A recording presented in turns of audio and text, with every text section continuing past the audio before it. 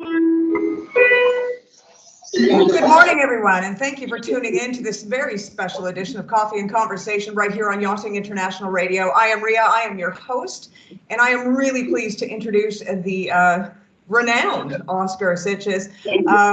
Everyone in yachting in Mallorca actually should know him, and if you don't, well, you've been missing out. Hi, how are you this morning, Oscar? I'm fine, thank you. How are you?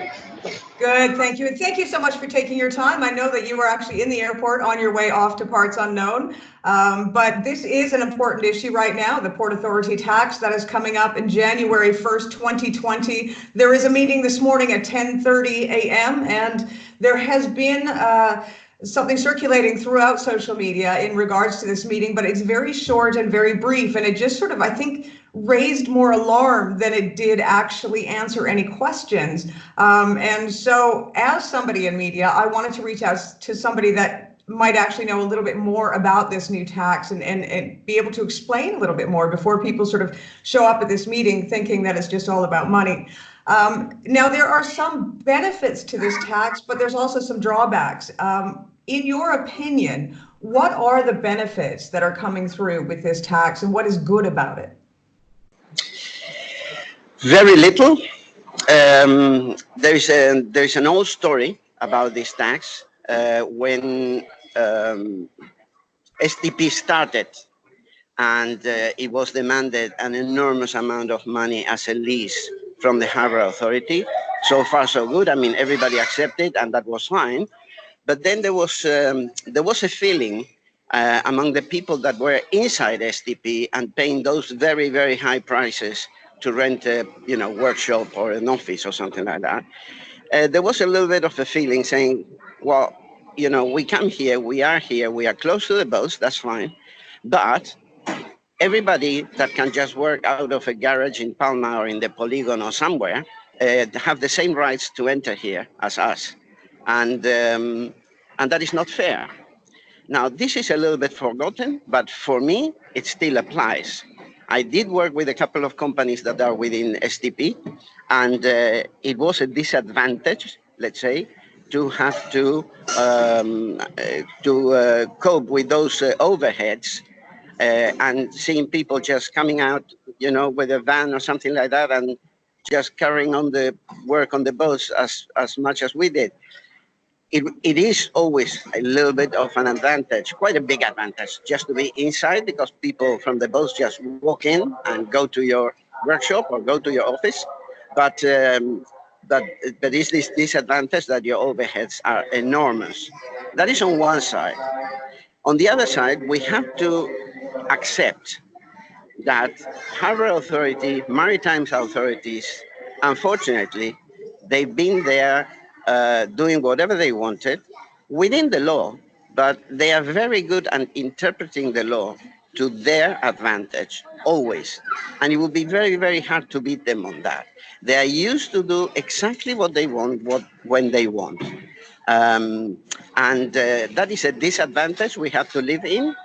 And what we have to do is just to try not to let them go all the way, but just to stop the bad news or new taxes or ways, because it's not always taxes or money that is bad for the nautical industry. Is approaches to how to do the things. They always work on a basis of fair. If you don't do that, this is going to happen. If you don't do that, you are going to be having a fine that you can never pay. It's a sort of a Middle Ages approach to how to run the harbor. So, I mean, there's a lot of language within this. It's not just a small document. It's quite a large document. How would you interpret it? People are sort of worried. All they're seeing, especially in this sort of notification that has gone out in social media, all they're seeing is 10,000 euros a year, boom, and that's pretty much it. What is sort of the idiosyncrasies within it? What is the sort of meat of the matter? Okay, I'm not a lawyer. For what I've seen, neither I'm in the business really active in Palma or in Spain. I work a lot more outside, abroad. But what I saw on the first very moment was the conditions, the working conditions that they are on the document. They are not like everybody's going to pay or everybody has to pay. There is, I would say, a good third to half of the industry that by the document should not be paying because the document says only repairs that affect either the size or the stability of a boat. And like doing new upholstering, internal decoration, carpentry, changing a deck does not affect the displacement or the safety or the stability of the boat.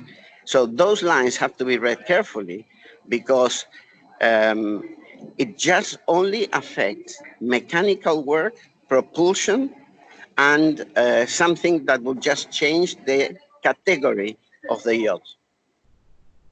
Now, what about those businesses that have, say, for example, 90% of their business is outside of the port, or for example, in Barcelona? I mean, a lot of these yachting companies, they actually work around the Mediterranean, not just right here in Mallorca. How will that tax affect them? If I would be active, I would have it very clear. For jobs of a certain size or importance, I'll tell the people, look, let's go do it in Tarragona, let's do it in Vilanova, let's do it in Barcelona, wherever, because for big amounts, if this is going to be charged as it looks like, it will make a difference, and it will make it worth just to go to a place where you are well received and not treated as an enemy.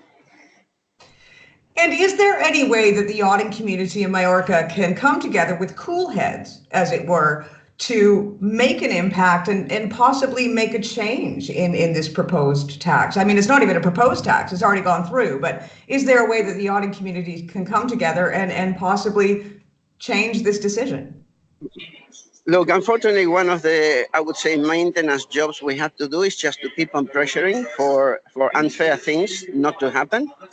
It is difficult, but the moment we release the pressure and nobody talks about it anymore, nobody fights it anymore, then it will become worse. So at least we have to keep a pressure.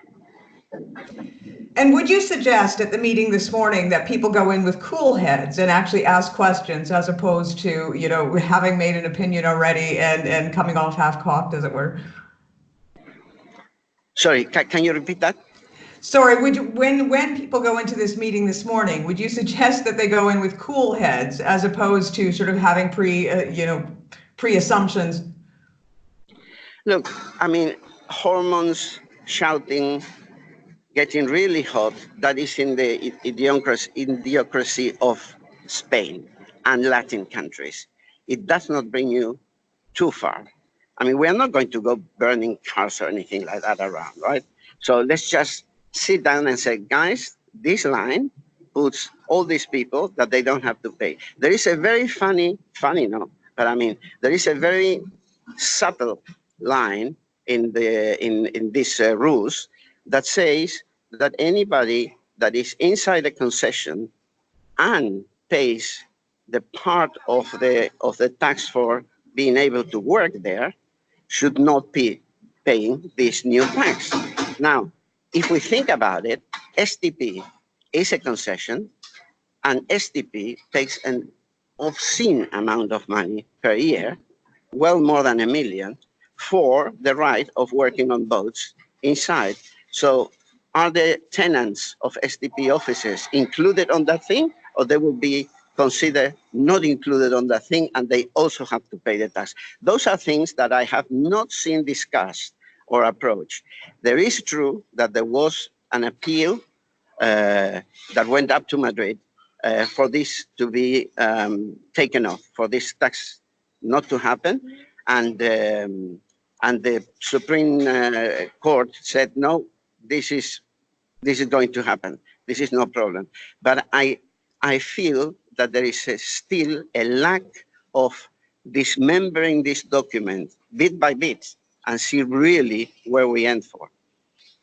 Well, and realistically, it hasn't gone into enough depth, as it were, as you were saying. I mean, there are still a lot of unanswered questions, even in the final document that is put out. There's still a lot of questions there in regards to, such as you say, you know, are the people within, for example, STP, are they exempt from the tax? Is it just, you know, companies that are outside of the Port Authority's, you know, umbrella, as it were?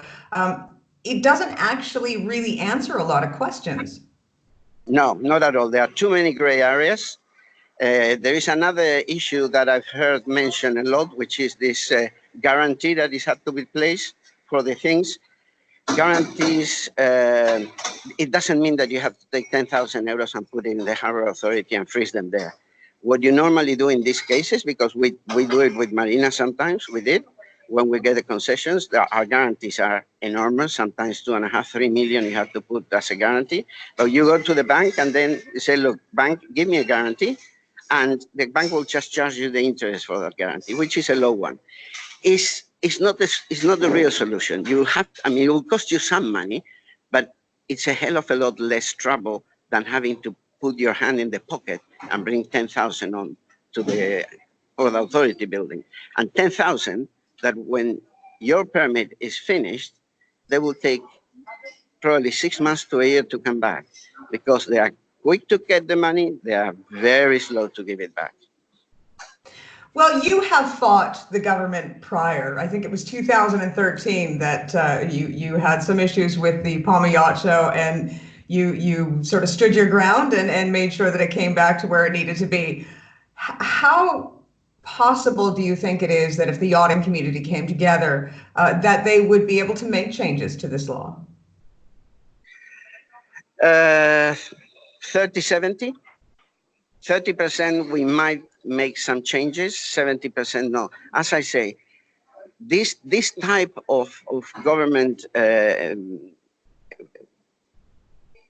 place or carrying the function, they are a huge mammoth, used to very ancestral things, slow moving, imposing always. Never, ever, ever in any decision of the Harbor Authority, either in Palma or in the rest of Spain, someone from the yachting industry had been invited to say something about it or to present our needs. This is going to be staying like that for I don't know how long. I mean, I'm not going to see a change in this life of mine. I'm not going to see a change on that. But as I say, we have to keep on trying and showing that we are there, that we know what we're talking about, and we have gotten some things in the past. So you were saying, we had a brief chat off air yesterday, you were saying that the Port Authority actually goes on vacation tomorrow. Yes, that's true. And they won't be back. Generally speaking, they're not back until after January 6th. So realistically, today is the day, you know, where people have to sort of have their voices heard, but there is no real chance to make any change before January 1st deadline. The Harbor Authority for the last week is planning their holidays. It's not going to happen today, even thinking about this. And when they come back, they're going to tell each other how good the holidays were for another week. So you can expect a lot of time until we can get an answer of something again. A point is, this rule goes on the 1st of January, starts, and people will probably until the 10th of January or something won't be able even to make the first presentation or request the first authorization. So the 2 months they give for everybody to be within the rule and having set up all the paperwork and the guarantees and so on, those 2 months suddenly are 10 days left. Nobody talks about that. So realistically, if somebody isn't compliant to this new tax as of January 1st, do they have to be afraid, or do they have time to become compliant, as it were? What I will do is today you're not going to be listened, because they are already preparing the party of tomorrow and they're gone. That's it. Has been always like that, and it's not going to change. But immediately after come back, I would just raise the issue that 10 days were lost, and not because of the nautical industry. It's not nautical industry fault. So where do we see things going now? I mean, is this is pretty much a foregone conclusion that this is happening. The law has been passed.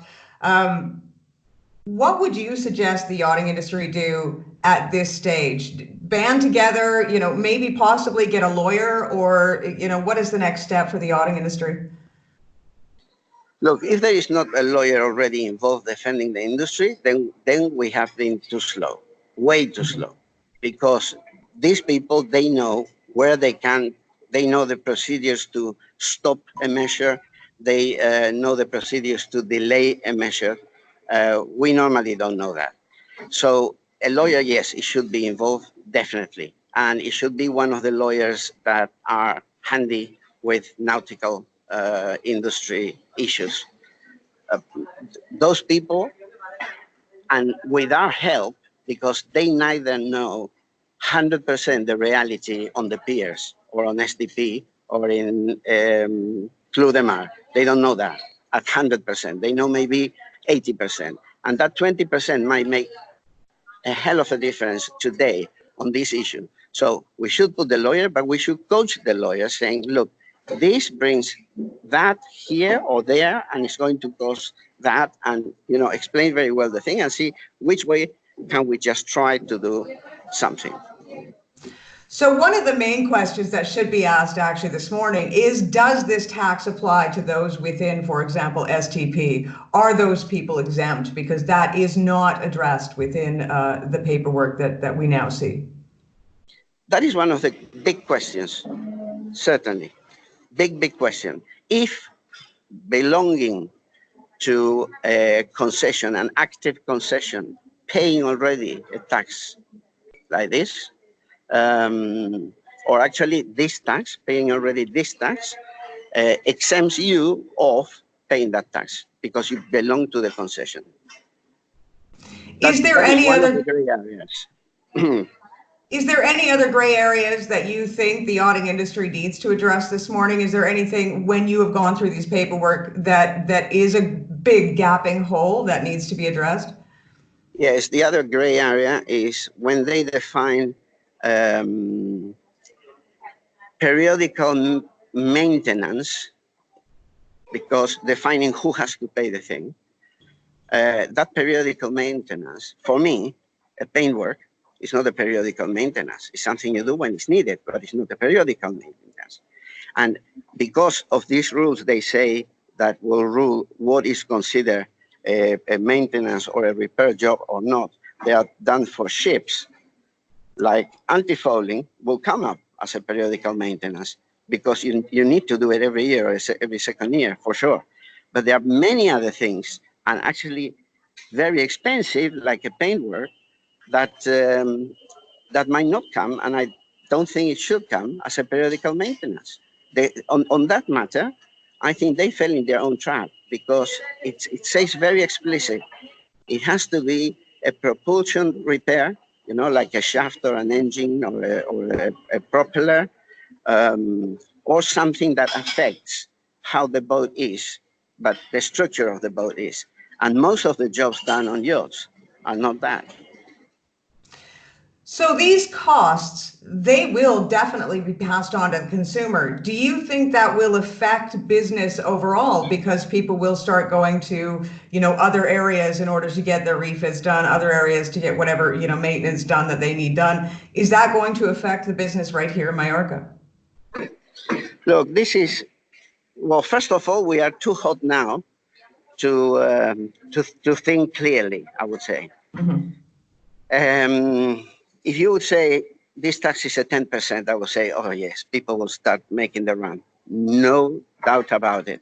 When the tax is supposed to be 1.5 to 2.5%, that can be handled because that means a tiny little difference on any job that comes up, and people have absorbed that in the past. I hate to give that to them, to the Harbor Authority, absolutely, but those amounts, I think people accommodate. Actually, I think it will be more trouble, the whole process of showing your figures and getting taxed, than the difference on the job accommodating a 1.5% on a price of a job, which is money, no doubt about it. I mean, the Harbor Authority, I know it is not prepared to handle a thing like this in the way that is supposed to be handled. They do not have enough people in the accounting department just to follow up, every single invoice or every single job statement of every single of the 500 companies operating around. I mean, STP had, I think a year ago, they have already 470 companies registered. They're not ready for that. Do you think this has been more of just a cash grab by the Port Authority? That is always. Yeah. They love money. And their inefficiency makes that they need more money than what they can get almost, which is not true. They make money. They make about 3 million clean last year. So they make money. But yes, they're always trying to grab more money. Part of that money goes to Madrid every year, to the main company, harbors of the States. Well, I know that you are heading out. Is there any other bits of wisdom that you would like to give people going to this meeting this morning in order to, because I mean, you are one of the top authorities, as it were, here in Mallorca. Is there any other bit of advice that you would give to people going to that meeting this morning? Yes. I don't like the Harbor Authority. I have to say, I suffered them for 17 years as a owner or part owner of a concession. But shouting and getting hot brings us nowhere. It has to be a cool down, well analyzed, and certainly researched process to say, look, let's go this way or that way. Are you open if people have any questions? Are you open to people contacting you to maybe get your advice? Of course, absolutely. I've always been like that. Who knows me knows that I'm always there for any clarification, for anything that I can afford. After this interview, I think it's very little what I can do. And that's why I say, guys, get an active lawyer that is used to deal with these things and used to deal with harbors of the States in Madrid and the Harbor Authority in Palma. I mean, the other harbor authorities do not apply this rule. And when you see the harbor law for the whole of Spain, it says it's up to each harbor authority to apply it or not. So ours, they have the right to do it. They are wrong in doing it, but they have the right to do it. And Barcelona has the right not to do it because they have a different approach. If I make it cheaper for the people, I will get more business.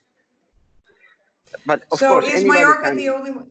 Sorry, is Mallorca the only one that is implementing this tax, or is there other places in Spain that are doing that? I do not know. For the little research I made these last 3 or 4 days, I have not found a single harbor authority but Mallorca that's implementing this tax. Okay, so once again, Mallorca is the leader. Yes. Not in a good way.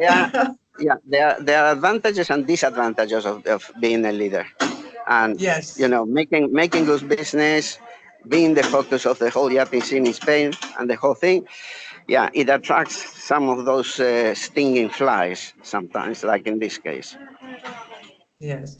Well, Oscar, thank you very much. I know a lot of people are going to be waiting to watch this interview, so I want to make sure that we get it up in time for them to maybe watch it and maintain cool heads when going into this meeting this morning. I wish you the safest of flights. And who knows, I may contact you again in a few days to get some more insight from you. But thank you again, Oscar. Anytime. I'll probably be in an airport again, but I'm starting to enjoy this. You're now a television star, you are. Okay. Take care, and we wish you the best of holiday seasons. Okay, thanks a lot.